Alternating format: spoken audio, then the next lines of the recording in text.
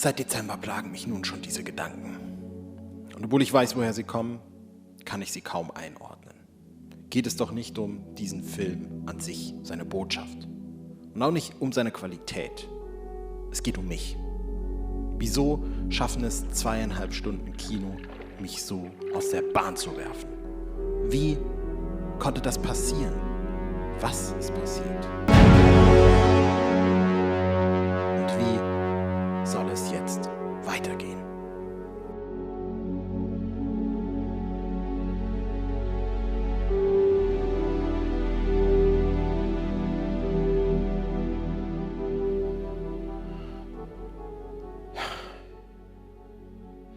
Ich hoffe, es ist nicht so schlimm, wenn ich erst etwas zurückhaltender bin. Ja, ich bin hier, um über meine Probleme zu reden, aber ich muss auch erstmal ein bisschen reinkommen. Gut, wie das Ganze angefangen hat, dazu muss ich wahrscheinlich nicht so viel sagen. Erst war es nur Vorfreude und dann wurde es zu passioniertem Fantum. Der Dezember 2015 hat eigentlich alles verändert. Und ehrlich gesagt ist und war mir auch egal, wie sehr The Force Awakens jetzt Episode 4 war oder nicht war. Ich wollte einfach mehr von den Charakteren sehen. Und auch wenn ich einen etwas holprigen Start mit Episode 8 hatte, konnte ich über die Zeit total mit dem Film und an dem Film wachsen. Worauf ich quasi hinaus will, ist, dass mich Star Wars in den letzten Jahren auch total geprägt hat. Hast du darüber nicht sogar ein ganzes Video gemacht vor Rise of Skywalker? Ja, habe ich, aber bitte hier nicht den Namen sagen. Welchen Namen? Mein? Rise of Skywalker? So wird das nichts. Ich brauche jemanden, der mich versteht.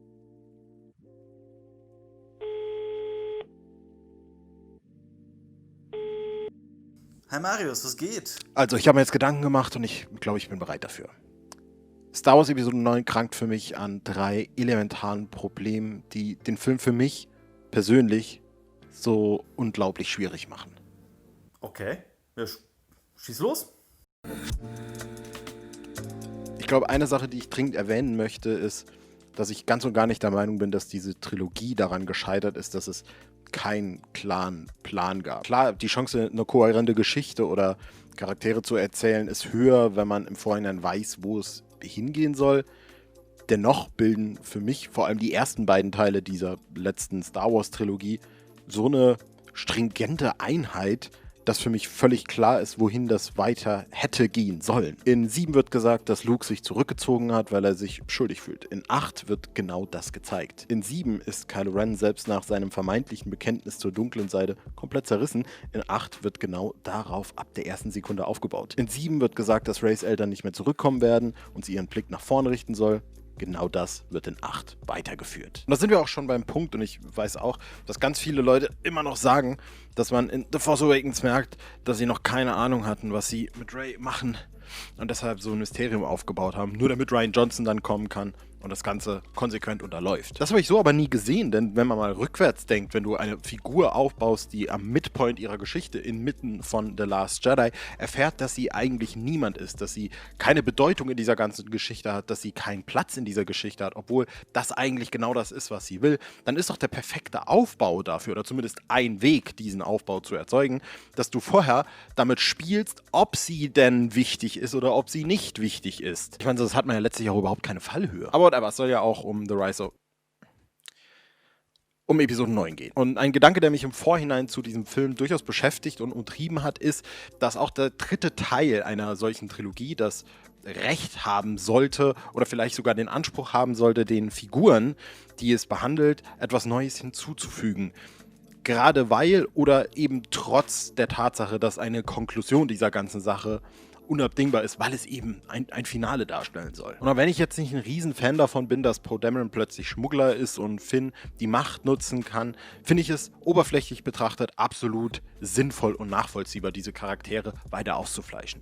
Ob dann hinten raus, wie bereits gesagt, noch Zeit bleibt, sich mit diesen neuen Facetten überhaupt zu beschäftigen, steht letztlich auf einem ganz anderen Blatt. Völlig nach hinten losgegangen ist diese ganze Sache, meiner Meinung nach, dann aber bei Rey. Ein Charakter, dem auch in diesem Film zugeschrieben wird, dass er bedingungslos empathisch alles und jedem gegenüber ist, was ich extrem mag.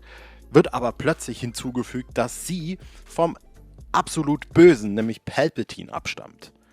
Es gibt am Ende dieses Films einen Moment, an dem sich Rey schockierend offenbarend gegenüber Palpatine zeigt und ihm sagt, dass sie nicht hassen wird, dass sie den Hass nicht zulassen wird.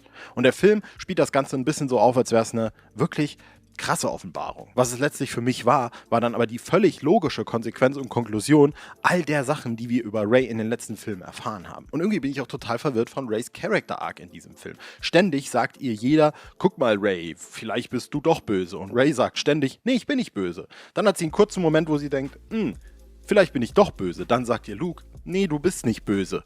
Und am Schluss kommt raus, sie ist nicht böse. Cool. Wer hätte es gedacht? Darüber hinaus gibt es an dieser ganzen Sache auch einfach außerfilmische Elemente, die mich stören. Erinnert ihr euch noch nach The Force Awakens, als es plötzlich in war, zu sagen, dass Rey ja eine zu starke Figur ist, eine Mary Sue ist, weil nicht erklärt wird, wo ihre Kräfte herkommen? Erinnert ihr euch auch noch, dass dieses Problem noch nie jemand mit Qui-Gon Jinn oder Obi-Wan Kenobi in den Prequels hatte? Erinnert ihr euch auch dran, dass Harry Potter alles kann und sogar mit Erwachsenen mithalten kann beim Zaubern?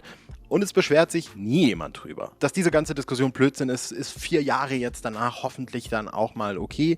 Und es ist mittlerweile sogar völlig egal, denn hey, mittlerweile wissen wir, woher sie ihre Macht hat. Sie ist eine Palpatine. Sie ist die Tochter und Enkeltochter eines der mächtigsten Männer der Galaxis jemals. Und wenn ihr mich fragt, klingt das nach einem Eingeständnis an exakt diese Leute, die sich beschwert haben. Die sich nie darüber beschwert haben, woher Obi-Wan Kenobi kommt, aber die ein Problem damit haben, wenn plötzlich eine Frau in diese Filmreihe kommt und Männern zeigt, wie das Ganze läuft. Aber dazu kommen wir gleich noch. Und es ist ja jetzt auch nicht so, als würde Rey hinten raus noch etwas hinzugefügt werden als Figur, als wäre das jetzt noch eine Entscheidung, die sie treffen müsste, sich gegen Palpatine zu stellen. Es war doch von vornherein klar, dass das nicht passiert und dass so ein empathischer Charakter empathisch bleibt. Und ganz im Gegenteil widerspricht es in gewisser Weise sogar ein bisschen der Kernaussage von The Last Jedi, der Thesis von The Last Jedi, für die Rey das Hauptgesicht war. Denn egal wie unbedeutend du bist, es ist viel wichtiger, was du machst. Und dann kommt das Ende dieses Films. Und ich komme da gleich noch dazu und ich weiß auch, wie theatralisch das jetzt klingt, aber ich habe J.J. Abrams und Kathleen Kennedy vertraut. Ich habe darauf vertraut, dass die wissen, was sie machen, dass die wissen, was sie mit den Charakteren machen. Aber schau, wenn der Kernkonflikt deiner Protagonistin darin besteht, dass sie nach Zugehörigkeit, Liebe, Geborgenheit und Familie sucht und sie sprichwörtlich an einem der monotonsten und verlassensten Orte dieser Galaxis aufwächst, einem Wüstenplaneten, warum ist dann das letzte Bild, das, womit du den Zuschauer aus dem Kino rauslässt, dieser kompletten Trilogie, ein Bild, in dem diese Protagonistin allein, ohne jeden anderen Mensch, auf einem Wüstenplaneten rumrennt. Und klar, ich weiß, sie hatte ihren Zugehörigkeitsmoment schon vorher auf der Resistance Base, als sie Poe und Finn umarmt und wieder sieht und das ist emotional. Aber da frage ich mich auch so ein bisschen, war das wirklich? Weil, wenn man sich mal den Film anguckt, mit Poe meckert sie am Anfang nur rum und der Rest des Films ist dann so eine stillschweigende Ignoranz oder vielleicht haben sie auch einfach beschlossen, dass sie befreundet sind. Und bei Finn ist es auch so eine seltsame Sache, wo ich denke, sie hat ihm nicht mal erzählt, offensichtlich, was in The Last Jedi genau passiert ist. Das hat sie ihm nicht anvertraut.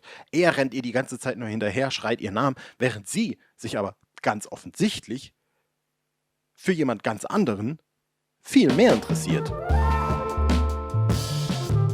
Let's face it, Kylo Ren ist der mit Abstand beste Charakter in dieser Trilogie. Meine Güte, vielleicht sogar in der ganzen Saga. Ein Charakter darum aufzubauen, dass er den Druck der vergangenen Generation spürt und unbedingt so sein will wie die vergangene Generation, sprich wie genau sein Großvater. Er spürt den Drang zur hellen Seite und darüber hinaus, er wird von fucking Adam Driver gespielt. Und ich bin immer noch der Meinung, wer nicht schon von vornherein, spätestens nach The Last Jedi hat kommen sehen, dass dieser gute Junge seine wohlverdiente Redemption kriegt, der hat Filme nie geliebt. Aber jetzt mal Spaß beiseite. Ich bin tatsächlich der Meinung, dass man das seit 2015 hat kommen sehen können. Ich meine, einer der ersten Sätze, die ihm in The Force Awakens ins Gesicht gesagt oder in die Maske gesagt werden, ist "You cannot deny the truth that is your family." Es war von Anfang an da. Und auch in The Last Jedi zieht sich das von Anfang an durch. Er kann seine Mutter nicht töten. Er beschützt Rey. Er ist bereit, für sie alles aufzugeben und alles neu zu starten, sozusagen. Es ist einfach ein Charakter, der oft die falsche Entscheidung getroffen hat und deshalb denkt, es ist nicht mehr möglich, die richtige Entscheidung überhaupt zu treffen. Und jetzt lasst uns mal den Elefanten im Raum adressieren. Ben Solo stirbt. Ben Solo stirbt aber nicht nur, er ist über beide Ohren in Rey verliebt, rettet ihr das Leben und stirbt dann. Und an sich empfinde ich das als super coole Parallele zu Anakin und Padmé. Der war nämlich nicht in der Lage, seine Geliebte zu retten, weil er diese Macht eben auf der dunklen Seite gesucht hat und gewechselt ist. Ben Solo wechselt jetzt auf die helle Seite und ist deswegen in der Lage, durch seine Selbstlosigkeit seine große Liebe zu retten. Was daran nun aber für mich so unglaublich verwirrend ist, habe ich eben schon kurz angeschnitten. Rey und Ben Solos Character Arcs sind für mich so unglaublich ineinander verwoben, dass dieses Selbstopfer gar keinen Sinn macht. Ich meine, Rey, die seit Ewigkeiten auf der Suche nach Zugehörigkeit und Liebe ist, findet da einen Typen, den sie sogar küssen will und den sie bekehrt hat. Das ist übrigens der längste Kuss in einem Star Wars Film ever. Ben Solo hat durch sie und für sie verstanden, dass es vielleicht doch nicht zu spät ist, die richtige Entscheidung zu treffen und auf der richtigen Seite zu stehen, ein für alle Mal. Ihre Reisen komplementieren sich gegenseitig. Sie sind die Lösung füreinander. Und für mich wird da am Schluss so gesagt, so, ja, aber er war halt trotzdem bereit, sich zu opfern und dann einfach zu sterben. Und für sie ist das ja auch gar nicht so tragisch, weil in Wirklichkeit ist ja die Resistance Reys wahre Familie und nicht der Typ, den sie geküsst hat, den sie bekehrt hat und für den sie auch irgendwie bereit war, ihr Leben zu opfern und den sie wiederbelebt hat. Ich meine, hätte der Film das wenigstens irgendwie dramaturgisch vorbereitet, wenn Han Solos Geist seinem Sohn sagt, dass es das wert ist, dafür zu sterben oder sich aufzuopfern, dass das ist, was der machen soll. Das hätte ich zwar nicht unglaublich geil gefunden, aber wenigstens hätte man sich irgendwie drauf einstellen können. So sagt Han Solo aber tatsächlich, dass seine Mutter, also Leia, zwar gestorben ist, aber das, wofür sie gekämpft hat, lohnt es sich weiter zu kämpfen. Ja, doof nur, dass Ben Solo 3 Minuten lebt und dann tot ist und nicht weiter dafür kämpfen kann. Ich finde es halt einfach so tragisch. Ich finde, man hätte einfach auch mal ein schönes Statement können setzen. Ich meine, Star Wars ist immer irgendwie eine erhöhte Metapher aufs Leben und jemandem zu sagen, der was Fieses gemacht hat, die einzige Art und Weise, wieder wirklich gut zu werden, ist, wenn du dein Leben gibst. Weiß nicht, das war vielleicht 83 cool, aber diesmal hätte man da einfach auch einen progressiveren Ansatz wählen. Ich werde heute noch schweißgebadet, nachts wach und denke über das Paralleluniversum nach, in dem Ben Solo am Schluss nicht stirbt, sondern sich ins Exil zurückzieht auf Lukes Insel und über die Konsequenzen seiner Taten nachdenkt und einfach in sich gehen muss. Und dann irgendwann in 2035 oder was wird Episode 10 oder irgendeine Fortführung dieser Geschichte damit eröffnet, dass Rey finally zurück zu ihm auf die Insel geht und ihm anbietet, zurückzukommen, indem sie ihm das Lichtschwert seines Großvaters überreicht. Boah, das wäre schon schön, ne?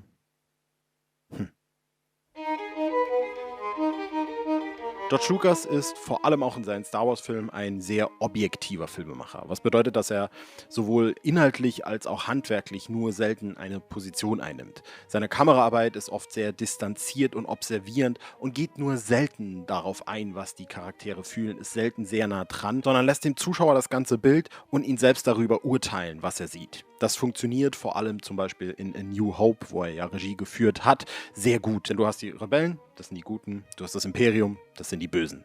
Alles sehr intuitiv. Eines meiner fundamentalen Probleme mit George Lucas Prequels ist dann aber, dass genau diese Art von Filmemachen dort eben nicht funktioniert, weil er eben eine sehr komplexe Geschichte erzählt. Und ja, ich weiß, im Grunde geht es natürlich nur darum, dass Anakin Skywalker zu Darth Vader wird und dem Bösen verfällt. I get it, und so doof bin ich auch nicht.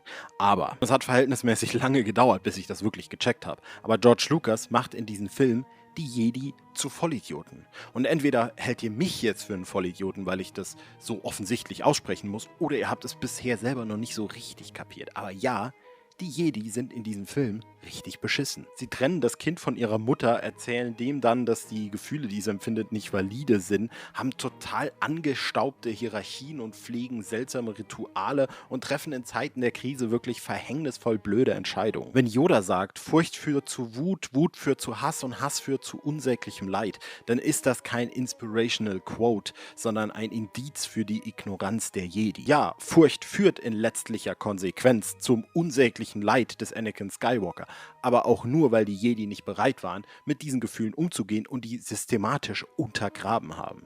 Der Original Jurassic Park Film konfrontiert dich erst einmal mit der Idee, dass es einen Park gibt, in dem Dinosaurier leben. Mega, lieb ich. Allerdings gibt es auch gleich mehrere große Szenen, in denen sich der Film philosophisch und evolutionstheoretisch damit auseinandersetzt, was das für Konsequenzen hat und ordnet das auch ein. Jurassic Park war eine schlechte Idee. Und auch wenn du als Zuschauer vielleicht Spaß daran hast, das zu sehen, lässt der Film letztlich keinen Raum zur Interpretation, was das letztliche Fazit dieser ganzen Sache ist. George Lucas lässt uns diesen Raum in den Prequels. Da gibt es keinen Jeff Goldblum, der so nebendran am Tisch sitzt und das Ganze mal ganz kurz für den Zuschauer einordnet. Und das mag ich persönlich nicht. Nicht, weil ich offensichtlich doof bin, sondern auch, weil ich denke, dass mir die letzten 20 Jahre Diskurs im Star Wars-Fandom ein Stück weit recht geben. Niemand redet darüber, dass die Jedi dumm sind. Und niemand redet darüber, dass der Fall des Anakin Skywalker nicht nur komplettes Selbstverschulden war. Aber, sehen wir Star Wars jetzt mal nicht als 3 unabhängig voneinander existierende Trilogien, sondern als 3 Akte einer ganz, ganz großen übergreifenden Geschichte. Dann könnte man durchaus argumentieren, dass das, was im ersten Akt vielleicht noch nicht hundertprozentig adressiert wurde, am Ende wieder relevant wird und dann auch thematisiert wird. Es wäre so schön gewesen. Schaut, The Last Jedi liefert die perfekte Steilvorlage. Luke Skywalker himself erkennt erstmals in diesen ganzen Episoden an, dass die Jedi vielleicht doch ein bisschen kacke waren und zieht seine finale Konsequenz daraus, indem er sagt, ich glaube, ich muss das alles beenden. Nur um dann von einem der Hauptverantwortlichen dieser ganzen Kacke zu hören, dass man aus diesen Fehlern lernen muss, dass es gut ist, Fehler zu machen und weiterzumachen. Luke Skywalker kehrt als Jedi zurück, allerdings nicht, weil er zu irgendeinem Orden gehört. Aus Liebe zu seiner Schwester, aus Reue und Mitgefühl gegenüber seinem Neffen und aus Loyalität gegenüber Rey. Für mich fühlt sich das an, als hätte man in Episode 9 nur noch die Konsequenzen aus all dem ziehen müssen. Rey lernt von Luke über die Fehler der Jedi, sie entdeckt für sich selbst, was es bedeutet, sich als eine Jedi zu bezeichnen. Vielleicht redet sie sogar mit Ben Solo darüber und entdeckt neue Ansätze. Was der Film aber stattdessen macht, sind gefühlt 4 Rollen rückwärts. Eine der ersten Sachen, die wir in Episode 9 sehen, ist, wie Rey darum bittet, dass die Jedi der Vergangenheit mit ihr reden. Luke Skywalker sagt zu ihr, dass 1000 Generationen jetzt in ihr leben.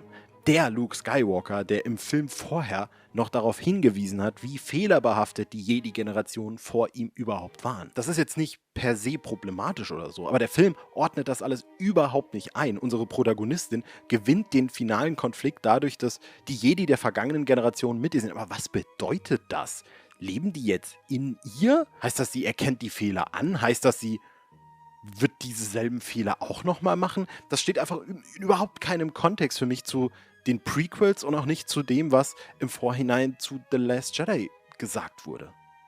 Ja, du hast definitiv recht, aber im Prinzip ist The Last Jedi ja noch schlimmer gewesen.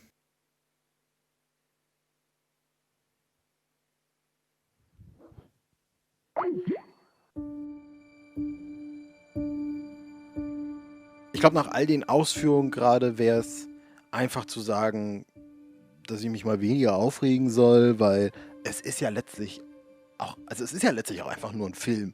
Aber gerade die Ausführungen beweisen ja, es ist clearly eben nicht nur das, sondern viel mehr für mich. Du, ich meine, wem sagst du das? Okay, ich habe es ja schon erwähnt, aber ich muss es wirklich nochmal sagen und ich weiß ja auch, wie es klingt, aber ich habe J.J. Abrams und Kathleen Kennedy vertraut, weil ich in diesen 2 Vorgängerfilmen so viele Sachen gesehen habe, die ich mochte und von denen ich gedacht habe, sie wären vorsätzlich da drin, eben genau, weil man die so lesen soll und dann war es doch nicht so. Weil das Ding ist, egal ob ihr die Filme jetzt mochtet oder nur einen oder keinen oder was weiß ich, The Force Awakens und The Last Jedi sind sehr politische Filme. Sie sind sehr divers gecastet und das noch viel prägnantere für mich persönlich, und ich weiß, wie das wiederum jetzt klingt, die erzählen Geschichten, die ich so in der Art und Weise vorher noch nicht kannte.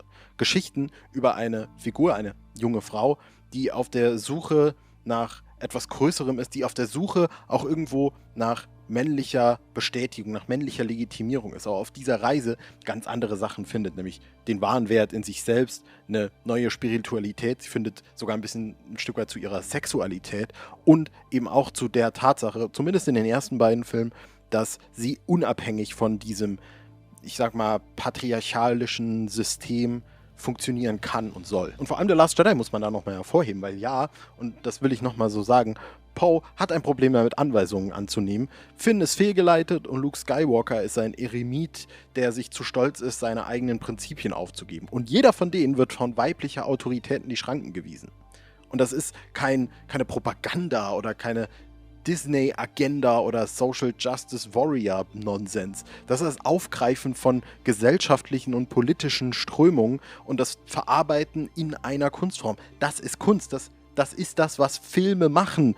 Das ist auch das, was Star Wars schon immer gemacht hat. Und das ist dann wieder der Punkt, an dem ich mit meiner Enttäuschung um die Ecke komme. Denn ich dachte tatsächlich, dass das alles vorsätzlich so geschrieben ist. Ich dachte, dass das die Geschichte ist, die auf diese progressive und irgendwie Star Warsige Art und Weise. Star Wars war halt eben auch schon immer sehr politisch, dass das ist, was die im 21. Jahrhundert erzählen wollen. Aber das war nicht so. Offensichtlich nicht. In unserem Star Wars Podcast hatte ich damals direkt in der ersten Folge, ein paar Tage nachdem The Rise of Skywalker in die Kinos kam, noch die angezogene Handbremse und habe ein bisschen versucht zurückzurudern, was ein paar Themen angeht. Aber mittlerweile bin ich da schon ganz klar einer anderen Meinung und denke mir so, come on, eigentlich musst du es dir eingestehen. Oh, stimmt. Wann nehmen wir eigentlich mal wieder eine Folge auf? Ich wollte dich eigentlich schon seit Ewigkeiten fragen, dass, wenn du mal wieder ein Star Wars Video für deinen Channel machst, dann rühr doch mal die Werbetrommel ein bisschen für uns. Ich meine, warum hat Rose Tico nur so eine kleine Rolle in Episode 9? Es ist jetzt halt auch nicht so, als gäbe es nicht sowieso minütlich fast Momente, in denen man sie hätte mit reinnehmen können. Und vor allem, warum tönt J.J. Abrams dann im April vor Release von Episode 9 in genau dem Wissen noch auf der Star Wars Celebration, dass das Beste, was Rian Johnson mit Episode 8 gemacht hat, das Casting von Kelly Marie Tran ist? Warum hilft Leia am Ende von Episode 8 niemand, wenn sie diesen Hilferuf ausstoßt und am Ende von Episode 9 dann, wenn Lando kurz in die Mitte der Galaxis fliegt und fragt, ob jeder mal Zeit hat, die First Order zu invaden, sind plötzlich irgendwie alle da? Und apropos Leia, in Episode 8 konnte sie die Macht nutzen, hat sich damit quasi auch das Leben gerettet, weil sie ist natürlich auch die Tochter von Darth Vader, kann man natürlich auch so sagen, aber jetzt in Episode 9 ist es dann plötzlich so, nee, die hat natürlich nicht die Macht, einfach weil sie stark ist oder weil man das halt kann, sondern nein, sie wurde von ihrem Bruder, von Luke Skywalker wurde sie trainiert und deshalb hat das letztlich dann funktioniert. Und versteht mich da nicht falsch, ich unterstelle da jetzt keinem der Verantwortlichen irgendwie eine Anti-Frauen-Propaganda oder Frauenhass.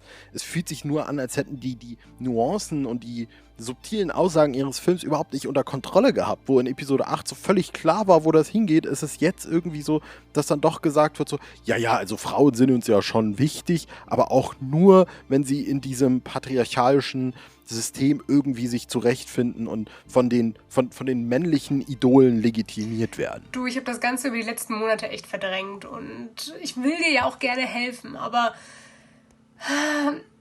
jetzt, wo wir darüber reden, kommt das Ganze wieder hoch und ich fühle mich schon echt nicht wohl dabei.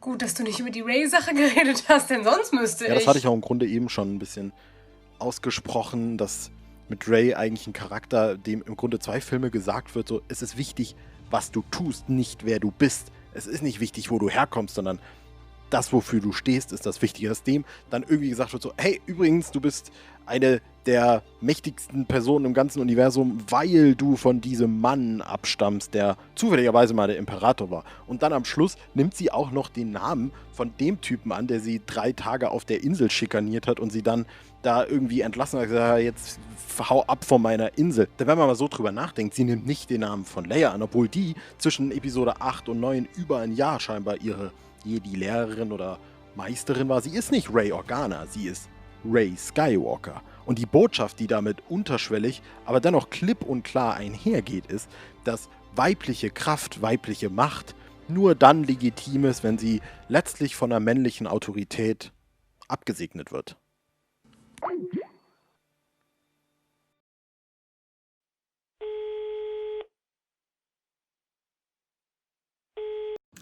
Hi, who is this? Ach, ich weiß ja auch nicht, verdammt. Ich habe in den letzten Monaten super viel drüber nachgedacht, dass das, was meinem Verhältnis zu dieser ganzen Filmreihe momentan am nächsten kommt, das Gefühl des Liebeskummers ist. Etwas, das immer da war und auf das du irgendwie immer zurückkommen konntest, auf emotionale Art und Weise auch, hat sich plötzlich unwiderruflich verändert und du kannst nicht mehr so drauf zugreifen, wie du es mal konntest. Und je mehr du drüber nachdenkst, desto mehr kommst du zum Entschluss, dass wahrscheinlich das Vernünftigste ist, erstmal Abstand zu gewinnen. Look, Skype says your name is Marius? Marius, look, I don't know how you got my contact info or what you're talking about, but it sounds like you have some problems that I'm not the one to help you with. Ich meine, es ist irgendwie tragisch, dass ich die Lust an diesem Franchise dadurch ein Stück weit verloren habe. Andererseits ist natürlich auch alles irgendwie zyklisch. Meine liebsten Musikalben höre ich auch nicht täglich und erfreue mich jederzeit daran, sondern komme in regelmäßigen Abständen immer wieder darauf zurück und freue mich dann darüber. Wobei die Bands, die ich da höre, mich natürlich auch nie so enttäuscht haben wie dieser Film. Wie The Rise of Skywalker. Oh, this is about Star Wars, isn't it? Yeah, look, Marius, I know things have been rough since last December. Rise of Skywalker was a huge bummer for a lot of us, but I'm telling you from personal experience that it's not worth dwelling on this and obsessing over it for months and months. It's not good for you. At some point, there's gonna be more Star Wars, and something will come along that you will connect with, that you'll like. And so until then, dude, you've just gotta move on. And no, I still do not want to talk about Star Wars on the internet. Bye. Ich glaube, genauso wenig wie es sinnvoll ist, meine Freude über die letzten Jahre, die ich mit diesem Film hatte, jetzt ersticken zu lassen, weil ich jetzt enttäuscht bin. Genauso wenig Sinn macht es, mir jetzt nicht zu erlauben, Enttäuschung zu fühlen, obwohl mir die Filmreihe doch so viel Freude bereitet hat. Beide Gefühle sind irgendwie legitim und sollten sich nicht gegenseitig ausschließen. Ich glaube, wenn die letzten Jahre überhaupt irgendwas bewiesen haben, dann, dass Star Wars sehr vielen Leuten sehr viel bedeutet. Inklusive mir. Und ja, ich liebe immer noch viele Aspekte von dem, was J.J. Abrams und Kathleen Kennedy da gemacht haben und was Rian Johnson gemacht hat, sowieso. Aber das hindert mich nicht daran, ein gesundes und kritisches Verhältnis zu all dem aufzubauen, was da passiert. Womöglich werde ich irgendwann in der Gänze zu Star Wars zurückkommen, in der ich mal da war. Dann vielleicht in einem anderen Lebenskontext und einer anderen Vorzeichen. Bis dahin werde ich verharren und alle Filme gucken, darüber reden und mir eine Meinung bilden. Und wenn mir das nicht mehr reicht, dann kann ich ja auch einfach wieder meine Lieblingsalben hören, schätze ich.